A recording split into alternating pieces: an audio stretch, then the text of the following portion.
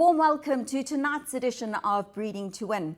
Racing on the high felt is back in full swing, and we look forward to seeing new champions emerge this season, especially with the second leg of the Triple Crown and Wilgeborstdrift Triple Tiara taking place on Saturday the 7th of March. I, for one, can't wait to see the winners of the first leg, Ikigai and Summer Pudding, back in action. For now, however, let's take a look at what's in store for you on tonight's show. Breeding to Win pays tribute to Supermare Halfway to Heaven. Fee chats to Eric Sands about his 2 stars, and also to Johan Malherbe, who takes us through the mare's pedigree and explains where the brilliance comes from. Fee chats to John Costa about the late Captainel, affectionately known as Cappy, and his last 2 stakes winners. Fee chats to Craig Zaki, who's really going through a hot streak, having ridden some unbelievable winners this past season. And last but not least, we catch up with Gabby Soma from MGAS Bloodstock about his next up-and-coming sale.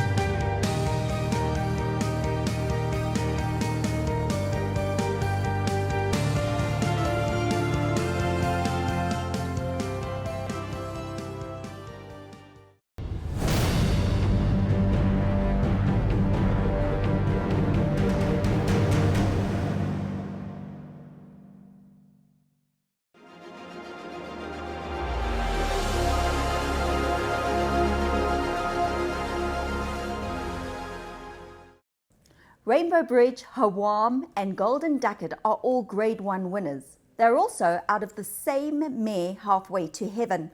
Fee catches up with trainer Eric Sands and bloodstock agent Johan Malherbe to chat about this astonishing mare. Halfway to Heaven is certainly in the headlines at the moment. She is the dam of Hawam, Rainbow Bridge and now Golden Ducket, who won the Derby in fine style on Saturday. She's from Wilgeborstdrift, and it's lovely to have Johan Malherbe on the show to tell us a little bit about this mare and what has put the brilliance in these 3 top horses. Halfway to Heaven down towards the inside is Literature. Halfway to Heaven claiming the advantage. Halfway to Heaven out comes Frequent Flyer in the run to the line.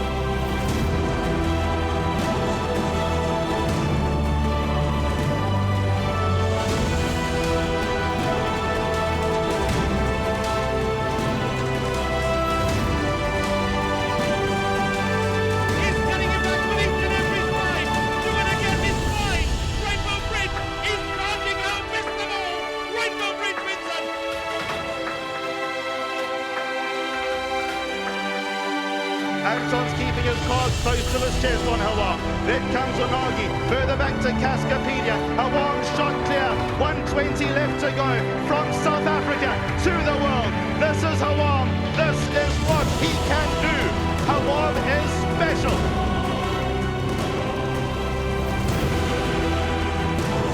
Half a commemorative Cape Derby, they sent on their way. 100 to go with Golden Ducat, the 2 that are going together. Satchdev and Golden Ducat. They come to the line now, and Golden Ducat has outrun Satchdev. Golden Ducket won the Derby last Saturday in fine style, and what is really, really interesting has hit the headlines at the moment that he is out of the mare Halfway to Heaven, and she has produced Hawam and Rainbow Bridge and then Golden Ducat as well. So quite phenomenal what she has done over the last few months with her top bred horses. And with me now is Johan Malherbe. Of course, she's a mare from Wilgeborstdrift, and he's going to tell us a little bit more. What a smart mare she's turned out to be. Mare in a lifetime, Fee. I looked up the records going back to 1940 in South Africa, and 8 mares in total have managed to breed 3 Grade 1 winners, but none of them have had it being their first 3 foals. All of them did it over their entire careers. So who knows where she might end up. Yeah, quite a record to be broken now, but she's produced 3 great horses this season in Hawam, Rainbow Bridge and now Golden Ducket. Yeah, she was last season's Broodmare of the Year, and with another Grade 1 winner, I'm sure she's thrown her hat in the ring for getting a follow-up reward. Mary must have been absolutely over the moon on Saturday because, of course, Golden Ducket runs in her colours and for her as well. Yes, she runs in her colours because she couldn't sell him, should I say. He was had a very bad hock as a yearling. He had 2 surgical operations. And tribute to Eric Sands for nursing him, and tribute to Mary for keeping faith and keeping him, because a lot of people suggested putting him down. We just want to delve into the pedigree and find out where the brilliance has come from, because she's very well bred out of a Rainbow Dancer mare, and she's well bred, but to produce 3 Grade 1 winners this season is phenomenal. Yeah, if I knew, I'd be a multi-millionaire. That's the big secret to this game, isn't it? I mean, her dam could run. She won 8 races back in the day when they weren't merit-rated handicaps, so winning 8 races took a bit of doing. So she was a good filly. Gavin Walker took a leap of faith sending her to Jetmaster, who was the top sire at the time, because basically there's no backup to the pedigree. There isn't a single stakes winner in 3 dams. So he took the chance, and he bred Halfway to Heaven, who was a stakes winner herself and a very good filly. So, the excellence starts there, but what makes her then this great broodmare, I really don't know. I think she was a 7-time winner, wasn't she? I think she won 7 or 8, and two feature races, a group winner, and a daughter of Jetmaster. So, up front it's there, but going back in time, very little. And the future's still golden, because Rainbow Bridge will probably go to Durban now. Golden Ducket obviously stays, which is great, and he's lightly raced at this stage, so there's golden bright future for him too. Absolutely, and she's got a 2-year-old by Silvana, a filly that Mary's putting into training. She's got a yearling by Silvana that's going to the national sales, and the future looks really good. Yeah, absolutely. After all these big winners, everyone's going to be wanting those at the sales. That should up our market a little bit. Yeah, I think you'll need a big checkbook to get that one, but you never know in this game. Yeah, maybe a lot of people are scared off, think she can't keep doing it. Who knows? And it's interesting, I think Golden Ducket is not quite as highly strung as Hawam and Rainbow Bridge. He seemed quite calm and collected on Saturday. He has. I would say he's settled down since he was gelded. He was going the same way as his 2 brothers before gelding. The gelding has done the trick, though. He is a lot calmer. And great job by Eric and his team. Yeah, I've read a few stories that the mare herself had a few accidents and problems when she was younger, so I'm taking it the highly strungness comes from her. I think she was a little highly strung, and so far she's passing that on, no question about that. Well, thank you very much for chatting to us this morning, and we look forward to following this progeny throughout the rest of the season and in Durban as well. Thank you very much, Johan. Only a pleasure. It was a great win. Golden Ducat won the Derby in fine style on Saturday, and this really is a very, very special mare indeed, and to have 3 top Grade 1 winners under her belt is quite phenomenal.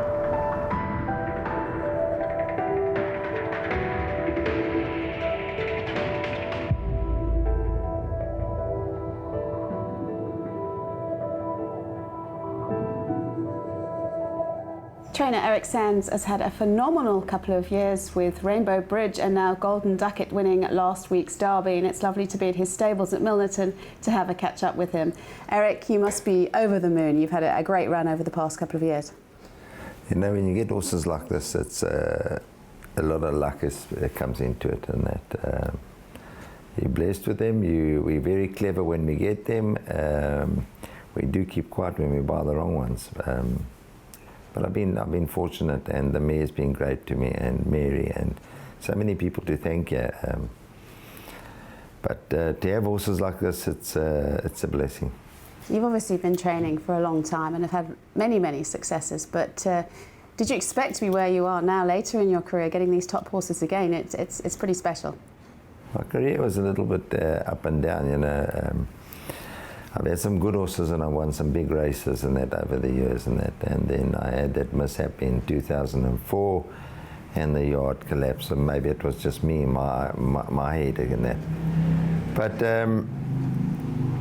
listen, in the meantime, when I didn't have the horses and that, other people sent me their horses from Johannesburg and that, friends and that, and we've had the Queen's Plate winners here, we've had the Met winners here, we've had the Paddock Stakes winners here, the Cape Fly, that weren't my horses, but they were in the yard. So it's we've never been without good horses in the yard. And of course, Rainbow Bridge, obviously you won the Met last year, second again this year. He's just done so well for you. He rarely runs a bad race, and it's just smashing to have him continuing as well. Yeah, he's probably one of the most challenging horses I ever trained in that. It's very difficult to keep on the manger when he doesn't want to eat.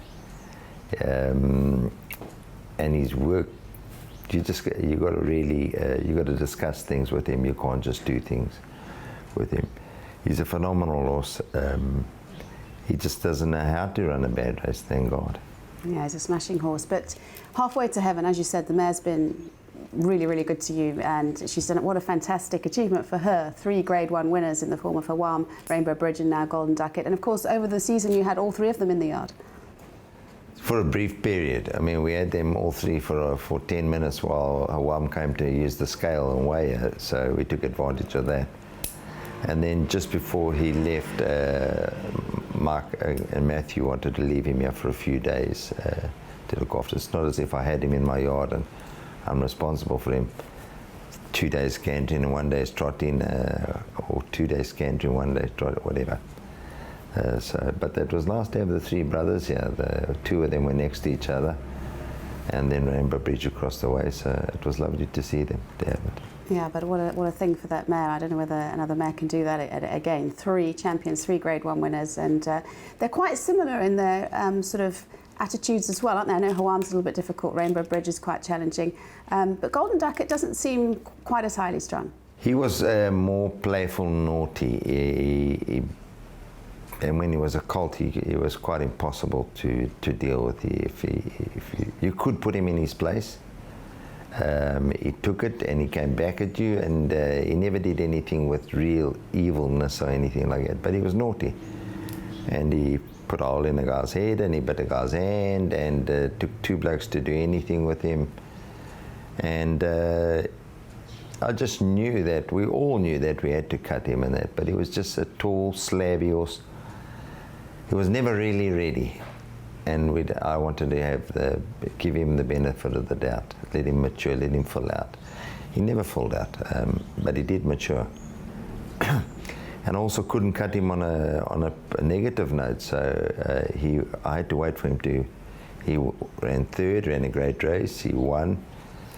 He ran a great race, then he ran 3rd, and we decided then to cut him. It's not on the book. And I was telling Mary at the time, the latest I can cut this horse is the 20th. If I want to win the Derby, the latest I can cut him is by the 20th of November. I worked out my time, how much I needed to get him back to his top and give him a race, and then the Derby. And as I say, it's easier afterwards, but it worked out, and it worked out well. So the Derby was always your plan. You obviously thought quite a bit of the horse throughout his preparation. When he won the 1400, I had the Derby in mind. To me, the fact that he ran 3rd in a 1200. Rainbow Bridge could win a 1200. He's that type of horse. I don't think Golden Ducat can. But the fact that he ran 3rd, and it was a maiden in the 1200, and then he won the 1400. And I didn't want to take him, in case he carried on beyond, I didn't want to go beyond the mile until the guineas. But I could see that that wasn't going to be the case. So we just kept him this side of the mile, keep him sharp. And then his first run back after the gelding, he was going to go for a mile, but that race meeting was abandoned. So we were forced to put him in the Pinnacle Plate. The good thing about the Pinnacle Plate is that he got no penalty. But then it meant nothing, because in the Derby's level weights. So if he got beat in the Derby and he had a 89, we wouldn't be in slaughtering his career in that. To me, in the Pinnacle, he ran way above his rating. He probably ran to about, I'd say, maybe even to 105. Then I consider that it's definitely not his strap, it's way too short for that. So I thought if I add on 3 or 4 points to that 105, that's the ratings of the horses in the race, barring Vivaria, who was a 118 or something like that. Ratings don't tell you everything, but you have to respect it. In his case, I knew he was a lot better than 89. Yeah, well, he won a super race, and I thought Craig gave him a great ride as well. Yes, he did. To me, he was drawn well, and I just asked him, don't go on the rails. I don't want you to get trapped in there. And he's a big striding horse. You know, when he ran 3rd after his 3rd start, they were going slow, and he kept on easing off horses' heels. Race, ease, off race. He wasn't getting a clear message. I said, stay one off the rails. If you need to, if they're going too much of a crawl, if you need to, you can just pop out and let him stride a little bit. But you got to make him use his action and that. And they went a decent place. Craig had him sitting further back than I thought was fine, but he obviously felt what he had underneath him. And when he moved up very smartly. And all credit to the second horse. The second horse fought on. They were way clear of the third, and he just gets down and he gets stuck in, and he beat that horse off. I think he beat him off a lot easier than the half a length suggests. Yeah, a job well done. And of course, your horse is still lightly raced, and some of the others had a bit more experience under their belt, so it was a top win. And Mary must have been absolutely thrilled because she bred him and owned him as well. Mary phoned me straight after the race, and I've never heard her like that. I don't know if I understood everything she said, but she's entitled to be that. And then she phoned me 2 hours later. She told me she's never been that excited in her racing career. And isn't that what racing's all about? That, to me, was fantastic, that Mary could say that. She's just so excited about this mare, this family, and that. And they, I mean, it's a tough thing to bring up those horses on those farms. It must be such a letdown to have a horse like this. Although when he did obviously hurt himself, the family hadn't done anything yet. But it is a letdown, and the same could have happened to Rainbow Bridge or to Hawaii. So yeah, it's hard, and they have there, but they've done a fantastic. And the mare is obviously very happy at her home.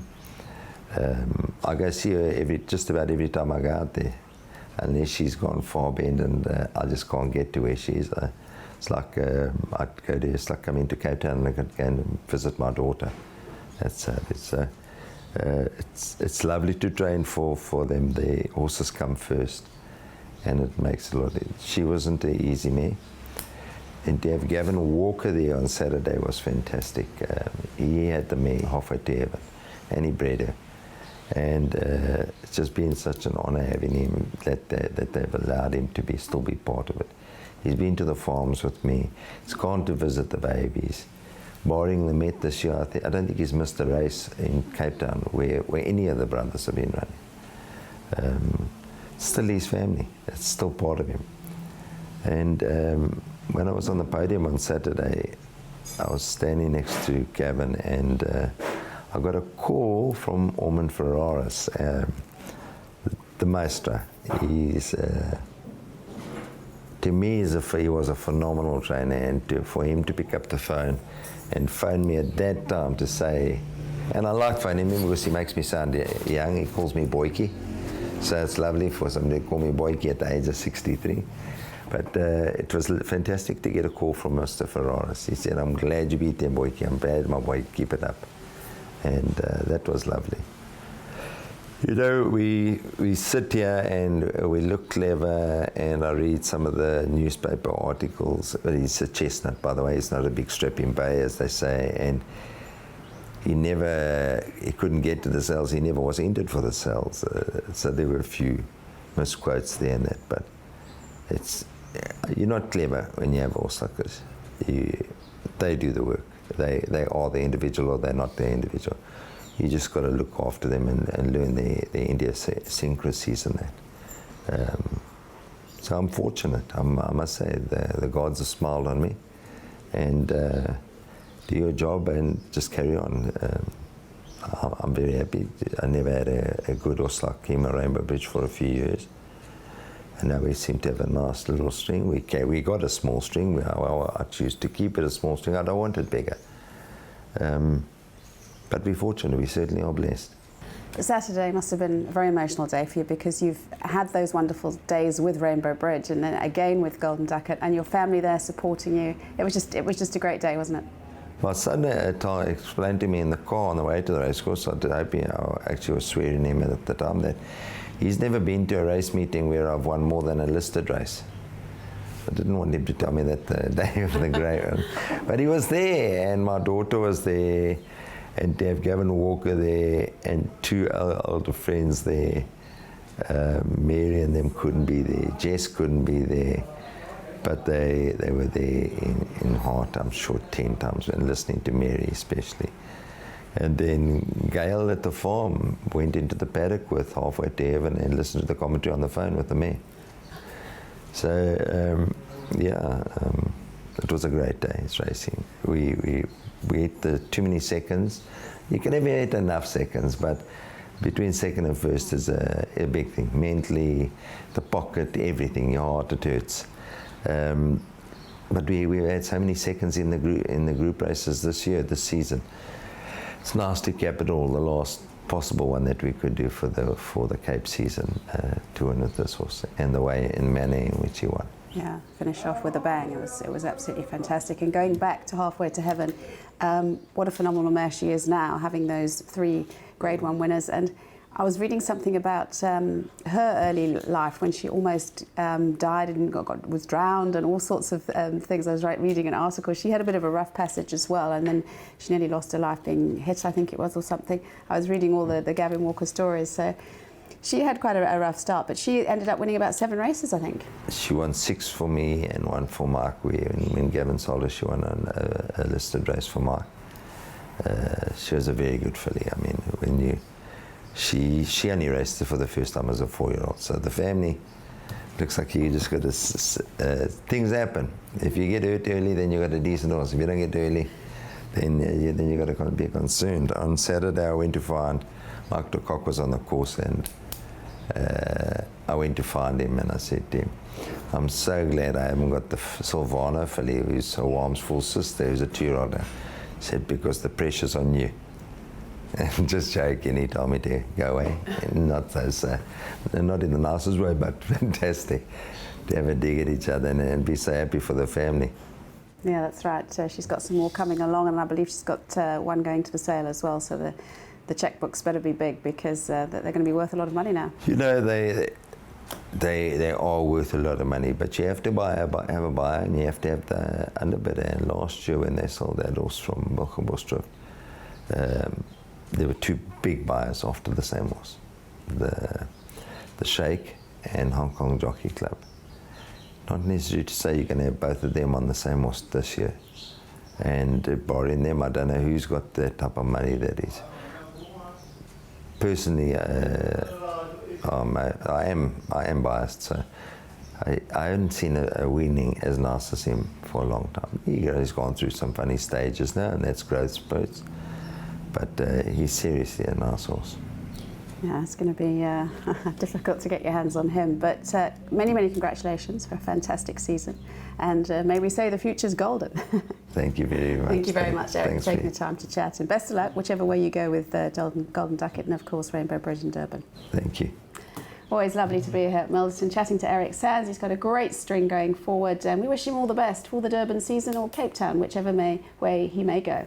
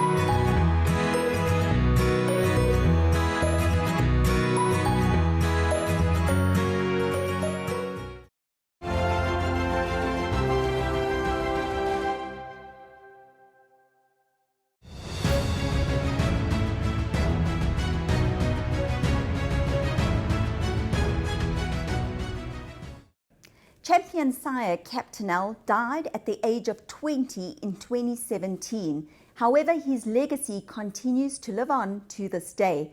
Fee chats to John Costa about the legend, Captain L. Captain L may no longer be with us, but in heart, spirit and courage, he's still setting the tracks alight. And I know he's part of John Costa's family at Claverflay. And it's lovely to have John with me this morning to just go over what a fabulous career Captain L had. John, thank you very much for taking the time to chat to us. Always a pleasure, Fee. Now, he's affectionately known as Cappy, or was known as Cappy, isn't he? And he's got a huge place in your heart. He has indeed. And I think in many other people as well in the racing game. He's been so good to so many people in different ways, and one of the great things about him is it's so unlikely, and it doesn't happen often in the world of stallions, that he's genuinely getting better the older he gets.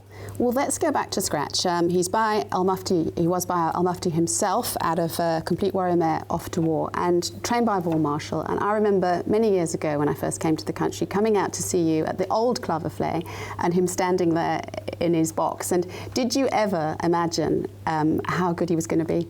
Never, Fee. You know, from very, very humble beginnings.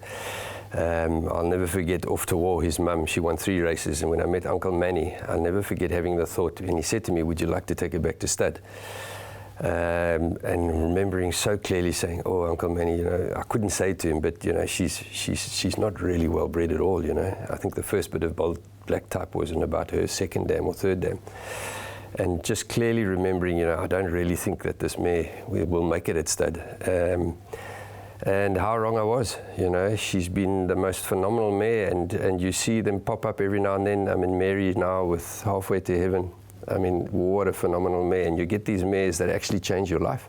And Off to War's been one of those for me, for sure. Yeah, absolutely. Now, Captain L always was a looker, and he's obviously stamped some good lookers as well. But there's so much to talk about him, and I don't want to miss anything out, so I'm going to use my notes, because earnings alone, stakes earnings of about $250 million. Yeah, $250 million. Who would have said so, you know?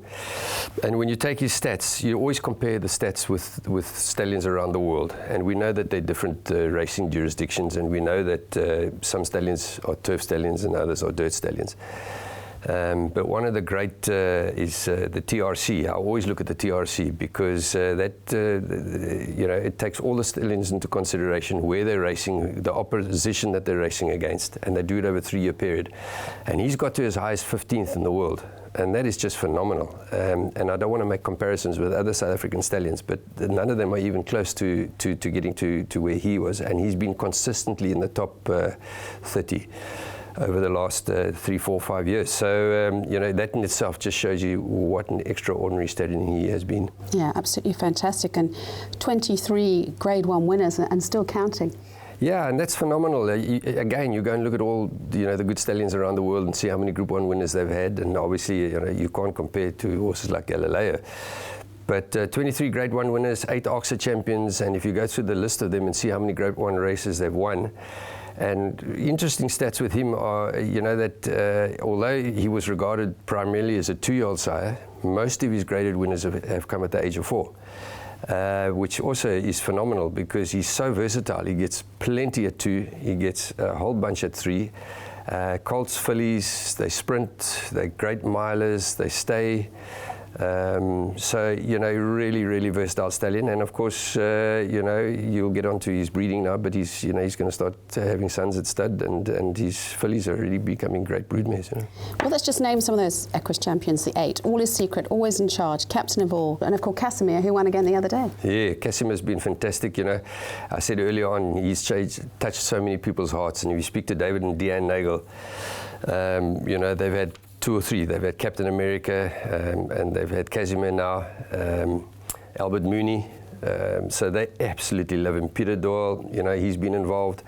If you take Paul Shannon from the Coolmore boys, they've got Cloth of Cloud back at Coolmore now with a Galileo colt foal at foot, and back and foal to Galileo again. And Paul tells me that he's the right type of Galileo. And then you take Caron Alice, who's gone off to Australia. She's got a Snitzel colt at foot. And back and foal to Snitzel, who's the greatest stallion in Australia. And then I was chatting to Anthony Beck the other day on his farm in Madiba, and he's seriously thinking of taking Celtic Sea back to America. So a daughter in each continent in those kind of racing jurisdictions.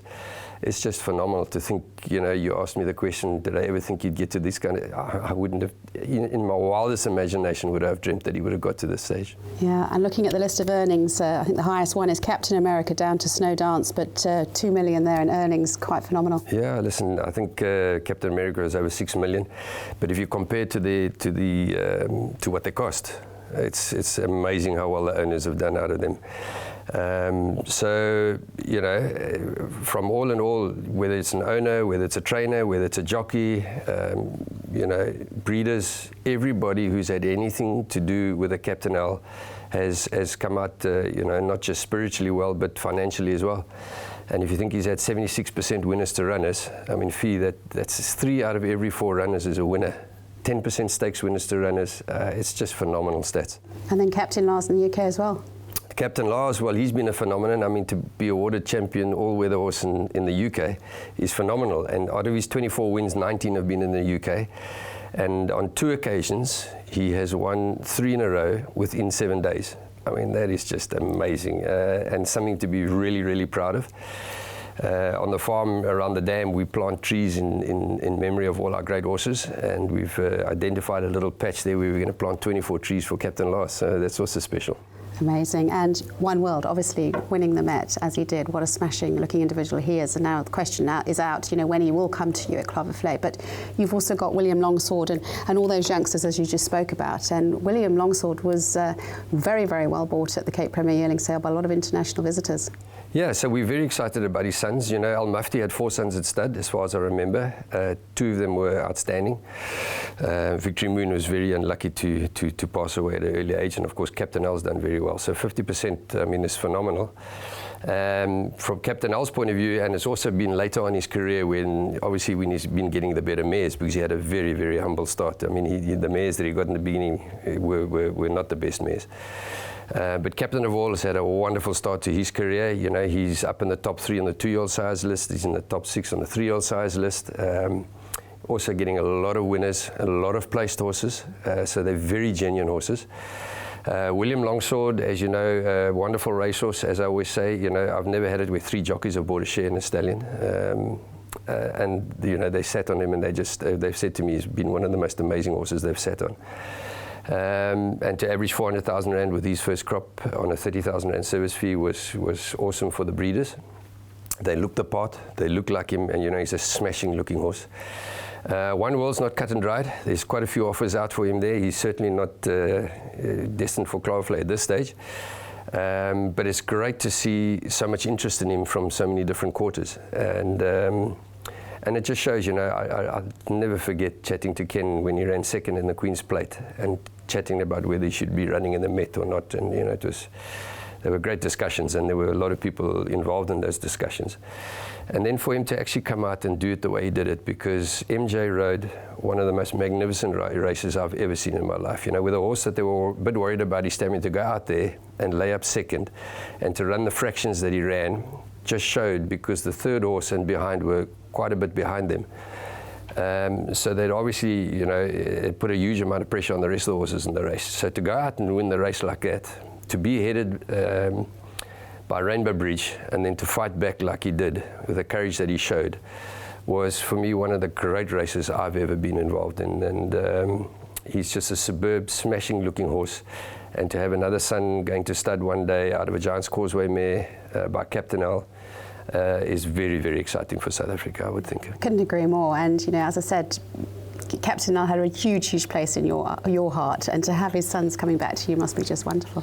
It's wonderful, because I'll never forget Anton Shepherd giving me a call when he looked at the first Captain Al's that were parading before the Cape sale. And he phoned me up, he said, John, I can pick out every single one of them. There were 8 in the ring. He said, I could pick out every single one of them.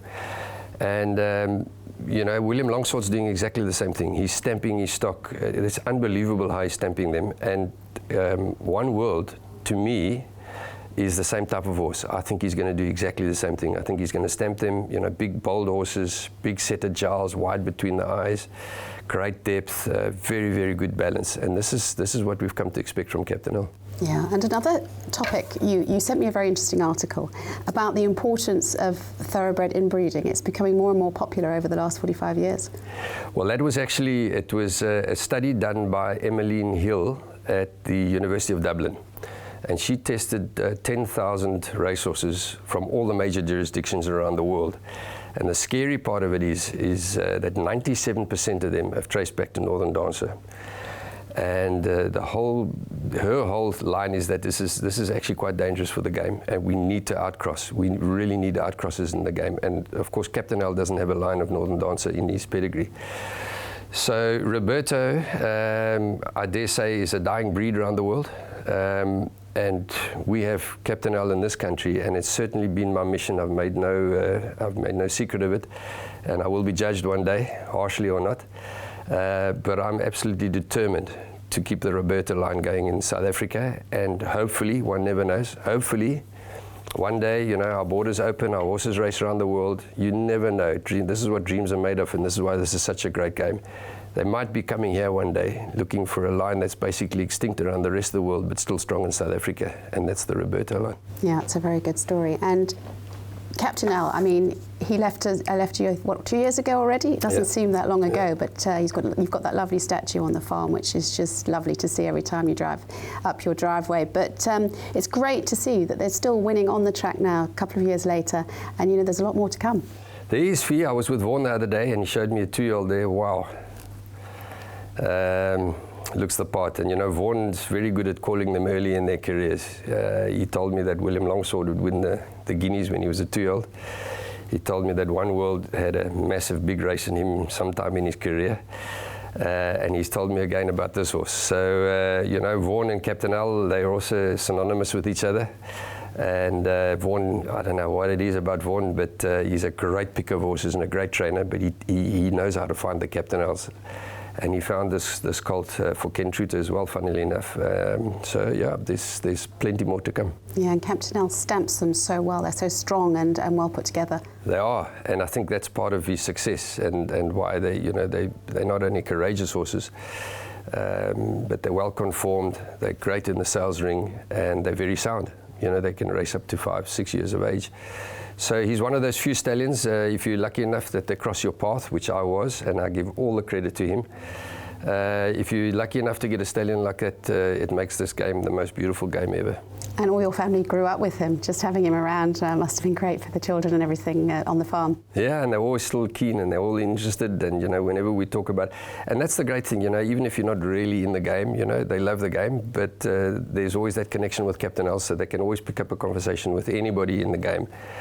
About Captain L, and as you say, they were youngsters when he arrived on the farm, and it's been a journey that we've all had together. So it makes up for a great story, and whenever we're overseas or wherever we are, with their mates, and they tell the story about Captain L, it's always a story everybody hangs on your lips, because it's just one of those great horse stories that all of us have somewhere along the line. I mean, you've had Variety Club and a whole bunch of others. And that's why this game, I keep on saying, this is the greatest industry in the world, because these horses, they are emotions. I mean, they make us so proud. You can cry as well. We lost a William Longsword this morning foal, a beautiful foal. It's part of the game, But they take you on a roller coaster ride. You meet people all around the world that have got the same love. And it's just beautiful to be part of it. Yeah, I couldn't agree more. I mean, Captain L has made South Africa very, very proud, and I think we've all got so attached to him. And it's lovely that you've got that lovely statue there at Klavervlei, and you've got, of course, the sons there. So we wish you all the best with them, and we'll look forward to seeing a lot of their progeny on the tracks. Thank you, Fee. Thank you very much, John. Thank you. As I said, Captain L, I think, has got a special place in all our hearts. And as I said, he's no longer with us, but he's certainly carrying on and keeping those tracks alight. And we look forward to seeing the rest of his progeny in action.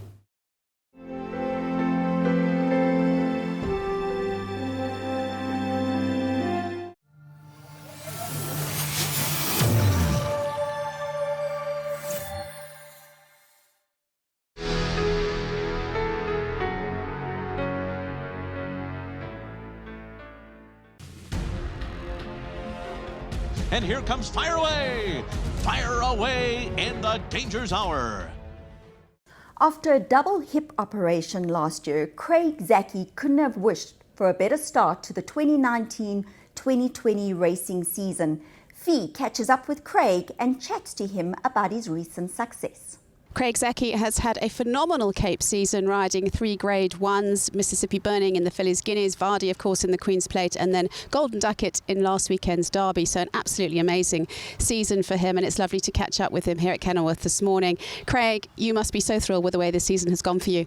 Definitely. Come to me 3 months ago and tell me, look, in the next 3 months of the Cape summer season you're going to have 3 Grade 1s. I'd tell them you're joking, and I would never have believed it, but it's happened. And like I said, my emotions are still all over the place. I'm really thrilled and just honoured. Well, you're connected now to some top trainers and some top horses, and you're probably more than likely to stay on those horses throughout the rest of their careers as well. Yeah, I've really found some good horses this season. It always helps, and I mean, it's not easy to come across, and I've been blessed with my young age to have found a few and to having 3 really smart horses this season. So I think it's going to be a good season ahead, and I just hope everything keeps rolling as they are. Certainly made the trip down here worth it, because you've had a lot of travelling this season, but it's certainly very sweet when you're having the winners. Yeah, obviously when the season started I was off for 3 months, and I sort of like lost like a bit of goals and options, and I said I'll just travel extra hard and ride and do whatever I can for the rest of the season. And I must say, since I've come back, it's just been a crest of a wave with only glory and group races, and I'm just really honoured. And Golden Ducat must have been a bit extra special for you, because you're sponsored by Maritzfontein as well, and of course Vilgerbosdrift have the mare to a Golden Ducat and owned him as well at the weekend, so that was extra special. Yeah, definitely. I had another rusher for Jess, and we were able to win a few Grade 1s there, and they've been such good loyal supporters of mine, sponsoring me for the last 4 years, and I've always really wanted to provide Mrs. Slack with a Grade 1, and it couldn't have come at a better time. Well, hopefully these horses will all travel to Durban for the season, and you'll be involved with them there as well. Yeah, I'm sure they all are going down to what I believe, and like I said, it's really going to be an interesting Durban season ahead, and hopefully things just keep rolling as they are. Well, you're a great young rider, and of course Golden Ducat's very young and very lightly raced as well, but he must have given you a great feel. He's a smashing horse, isn't he? He definitely is. Like I said, he controls himself really well, but the penny's only half dropped. He still looks for company, and the day that all comes together, he's really going to show some class. But he's going the right way at the moment, and Mr. Sands has just done an absolutely great job. And it's quite amazing that his dam, Halfway to Heaven, is the dam of Hawam and Rainbow Bridge and Golden Ducat. Quite special. Definitely, it's unbelievable to think her first 3 runners would all provide Grade 1s. It doesn't come every day, and it's definitely one for the history books. And I know Hawam and Rainbow Bridge are a little bit high-spirited, but Golden Ducat looks quite calm. Does he feel that way to you? Yeah, obviously when you get on him, he likes to show a bit of a boyky type of temperament, and he wants to play, but the minute you jump into stride, he's as easy as they come. In the race, he's just so easy. All you need is some room to give him his action some good space, and other than that, he's as easy as they get. He does the rest, and you just basically have to ride him as you find him and let him be happy. Well, it was a super win on Saturday, because he obviously beat some horses with a bit more experience as well. Yeah, and I mean, he saw the trip so good. Put another 100 meters in the race. He only wins by a length or 2 going away. So he's a nice horse for Durban. There's some nice 10 furlong races and more there for him, and I think they're really going to have some good fun with him. Yeah, absolutely a bright future for him, and still for you as a young jockey. You're really, really riding well. Many congratulations, and thanks for chatting to us this morning. Thanks, Vee. It's all the great support from all the trainers and owners, and like I said, things have just really gone well for me, and I'm super blessed. Thank you very much. Great to have Craig Zaki on the show. As I said, he's had a phenomenal Cape season, winning 3 Grade 1s, and he's still young and a very, very enthusiastic and good rider.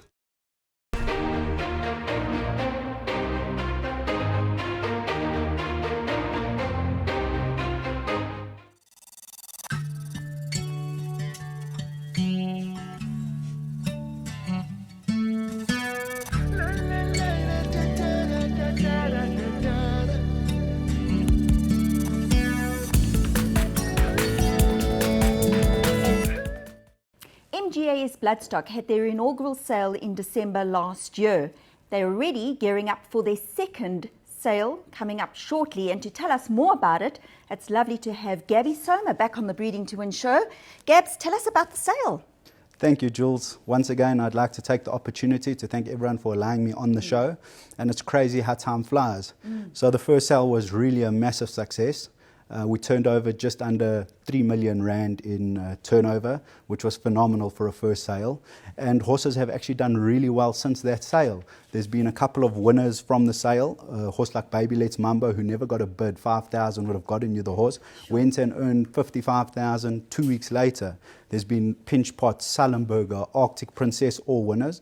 And on the sale, we sold a filly called Vision on Ice, who was our top lot on the sale for 280,000. Jeff Woodruff. Jeff Woodruff bought it, and it's looking cheap now because her brother went on to win the Cape Flying Championship, Russet Air. So it was really a good sale. Things went off well. Payments came in really well, which was a good thing. It was probably the biggest worry. You always sit and worry, but everything's gone off extremely well. And we're on to the next sale. So tell us about the next sale. So the next sale is going to be taking place on the 25th of March at Rheinkiesfontein. We've moved the venue. The major reason for this is the majority of the horses on this sale are going to be from Rheinkiesfontein. So it just makes it logistically a lot easier to do the sale there. This sale we're partnering up with the Central Route Trading. Grant Knowles was very happy with the way the first sale went, and he generally does a sale around this time. And so we've decided to partner up, and entries are looking good, Jules. At this stage, we're close on 40, 45 horses, and I would expect that number to grow to at least 60 by the time the sale comes. And then when do the entries close for the sale? Entries close tomorrow, Monday, at 5 o'clock. So anyone that still wants to get horses onto the sale, don't hesitate. Just give me a call and we can sort out all the logistics to getting those horses onto the sale. It's a basic horses in training sale, but horses that are unraced, can they also be entered? Yes, there are going to be unraced horses on the sale, but the majority of them will be horses that have run. The first 15 horses entered from Vaal or Rheinkiesfontein will have free transport to the sale. This worked really well for our last sale, and we're definitely going to continue that trend. And there will also be horses that are sold in absentia again. It went off extremely well from the first sale. It was groundbreaking, and at the end of the day, we will grow on that. I think people just hesitated at the off to start buying those horses, but once a couple were bought, there were some nice horses that went for decent money. So anyone in Durban, Cape Town, PE, Kimberley that would like to sell horses, don't worry about the transport costs or getting them there. You can sell them in absentia with a vet certificate. So horses from Vaal and Turffontein going to Rheinkies? Correct. Are transported 100%. Any horses in Joburg will have to be at the sale, of course, but any horses out of province, we will sell those horses in absentia.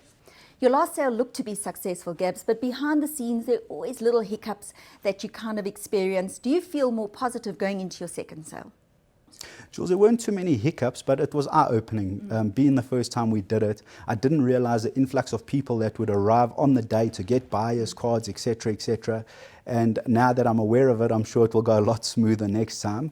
But it really did go off well, and a lot of people complimented myself and whoever was involved in putting the day together, because it was really a nice day. It was in the back parade ring, beautiful setting, and everyone had a good time, and the horses went off and sold really nicely. They were actually nice and calm in the situation, and we're just very happy at the way it went off, but I'm sure we will always improve. We want to improve every sale we do, and I'm looking forward to the Rheinkiesfontein sale on the 25th of March. Both of your sales have currently been in Gauteng. Are you looking to go regional with them, or are you going to just stay in Gauteng with your sales? Jules, we want to move around regionally, just depending, as I say, on the time of year and also the number of horses that are going to be sold in each province. So if Cape Town have certain amounts of horses they want to sell and it looks viable for us to do it in Cape Town, we certainly will, and we'll sell Joburg horses in absentia, and Durban the same story. But at this stage, the majority of the horses we are selling are Joburg based, so it just makes sense to keep it in Joburg at this stage. And the CTS Cape Premier yearling sale took place in January. It was our first national sale of the year, and I see MGA's Bloodstock were a little busy and purchased 2 horses, one a filly by Captain of All and another colt by Kuwari. Jules, so I went down to the Cape Premier sale, and CTS really were very hospitable, and it was really enjoyable to be there. And I did all my homework as I've been taught to do. Make sure you go through as many horses as you can. And the intention wasn't really to buy. We were there if we could get our top horses. And funny enough, the top colt and top filly that I made on the sale came up, and we were able to get them. And I don't think it's often that you can actually go to a sale and get your top 2 horses. And they were quite reasonable. The Captain of All filly we paid 150 for, and the Quarari colt we paid 300,000 for. So yes, there are clients that have already taken, and we have syndicated up to 70% already. The Captain of All's been put together. The Quarari colt, we got 30% left. So it's gone really well with the way we've syndicated them. And it's something that we're going to look to do. We're going to look to attend as many sales as possible, buy as many of our top selections as we can, and I'm pretty confident that we'll be able to have great success in the future. Gabs, we wish you all the best on the 25th of March at Rheinkiesfontein. No doubt we'll be there, and we look forward to seeing the horses that come through. Thank you, Jules. Appreciate it.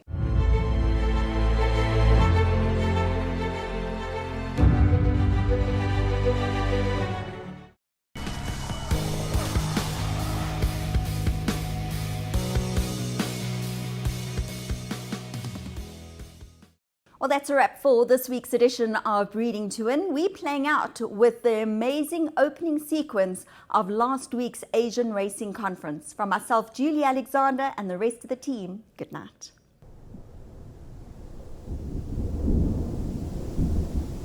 There is a sound that quickens the pulse, a rhythm that stirs the soul, a marshalling of energy that spurs emotion into motion, that moves the heart and mind and gets the spirit racing. For centuries, the human imagination, the human capacity for wonder, has been captivated by the thundering of hoofbeats on the open plains, by the majesty of muscle and sinew rippling like the ocean waves, fusing power, passion, and poetry to bind us in a shared history of quest and conquest that stretches as far back as the age of the warriors.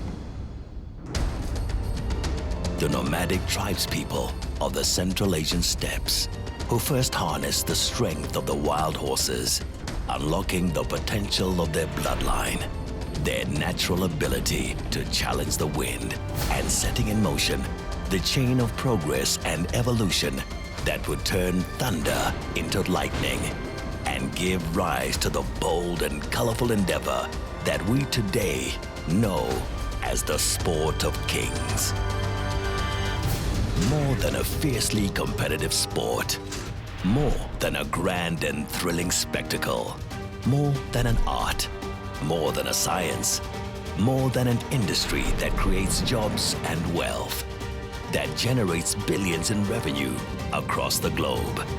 Horse racing is the heart and soul of an ancient and enduring fellowship, bringing together a broad diversity of stakeholders from across a wealth of disciplines, professions, and interests, whose common cause, whose common passion is the quest for a prize more precious, more sought after than trophies and winnings. The quest to build a better, brighter tomorrow for horse racing itself. That is the ultimate challenge. That is the ultimate promise of victory.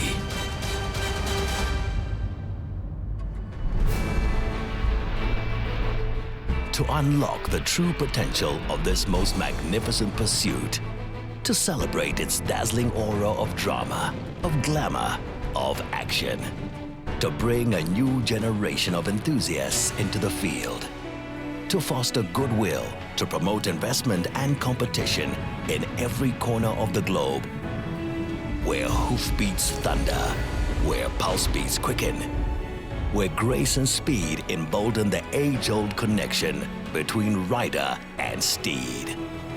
From the heart of Asia, where horse racing began, to the heart of Africa, where humanity began. Let the race begin anew, and let horse racing now and into the future be the winner of our dreams. Welcome, ladies and gentlemen, to the 38th Asian Racing Conference. Celebrating racing, unlocking potential, setting the pace for tomorrow.